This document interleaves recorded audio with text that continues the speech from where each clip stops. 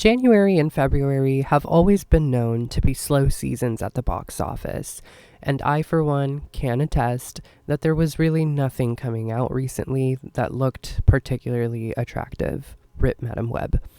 With that being said, I did catch I.S.S. at home and Argylle at the movies, and I have some thoughts. First up is I.S.S. If you've watched the trailer, you already know what you're getting into. A crew of 6 astronauts, 3 from the USA, 3 from Russia, living and working together on the I.S.S. as a symbol of collaboration, when suddenly an unseen and explosive war breaks out on the Earth below, leading to the commanders of both sides receiving orders from their respective countries to, quote, take the I.S.S. by any means necessary. And really, what can I say about this movie? It's blissfully short at just an hour and a half and uses its time mostly wisely to get the point across. The point being watching how a team of coworkers handle or fail to handle a scary, tense, and unique situation. I did love the approach of a basically doomsday event happening on Earth, but the focus not being down there at all, and instead being on the people that are out in space at the time that it all erupts. I feel like it's something movies don't touch on much and forget about.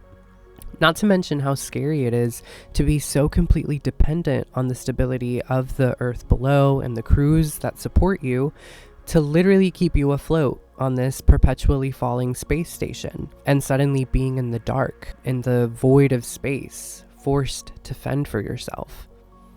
The thing about this movie is that it sets up certain themes and Chekhov's guns in a way that I think it thinks is more effective / clear than actually is, and in the end goes out with more of like a boop than a bang, but still being passably entertaining.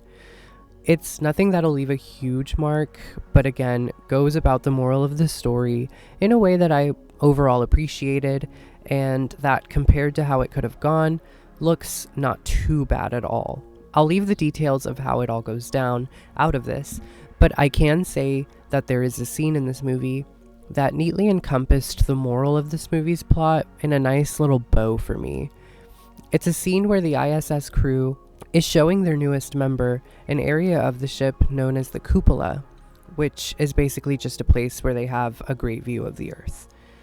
When that newest member is politely amused and not spiritually moved to tears at the sight, the astronauts around her comment how, for some people, experiencing the overview effect, that is, the sight of Earth from above, without the borders, like we're all one people, is something like a spiritual awakening.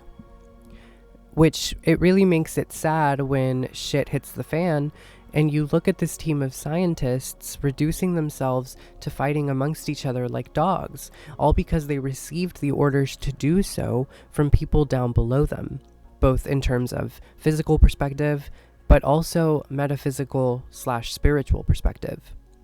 It should have been the crew on the I.S.S. that set the example of true human collaboration, literally choosing to take the higher road and be above petty, territorial, my country against yours shit, like the rivaling nations down below them. This movie won't blow your mind, but it's not offensively bad either, and I'd say is worth a casual at-home movie night for some fleeting sci-fi entertainment. 6 out of 10. Next on the list is Argylle, a movie I wasn't interested in watching at all until a few things lined up in its favor. One being that a friend of a friend told me it was a really good time. The second being that I found out it was directed by the guy that did Kingsman, Matthew Vaughn, which was a genuinely fun and entertaining spy movie. The third being that the prospect of an unserious, silly movie sounded especially appealing at this time in my life, as the end of January brought with it the end of my 4-year relationship, and I had found myself vastly distanced from watching movies in general, let alone distanced from joyful good vibes. And lastly, the fourth being that I found myself particularly down in the dumps and bored on Valentine's Day, for obvious reasons, all of which combined to make Argylle look like just the thing I needed to inject some upbeat, bright energy into my life and get me out of the apartment. And yeah, I ended up having a really good time with this movie. I'm not blind to the critical reception it has received or its middling to flopping box office numbers, but I, for one, happily let all of its red flags slide in the name of not spending a night sad and alone, much like I did with my former relationship. JK, JK. But no, for real. The movie does start out a bit bumpy as it establishes the part reality / part novel reality balance that it sort of hinges on. And for a while, you're not really sure how it's going to handle that or where it's going to take us or the main character. But as the runtime advanced, it slowly relied on that less, and it became more of a regular spy comedy that I was really having fun with by the end. I was really enjoying the needle drops in the movie, Hello Now and Then by the Beatles, the over-the-top and humorous action scenes, especially the ones that happened towards the very end of the movie, and the dynamic between Sam Rockwell and Bryce Dallas Howard's two characters, how it evolved throughout the plot, and lastly, all the twists and turns that it takes. And let me tell you, there are a lot.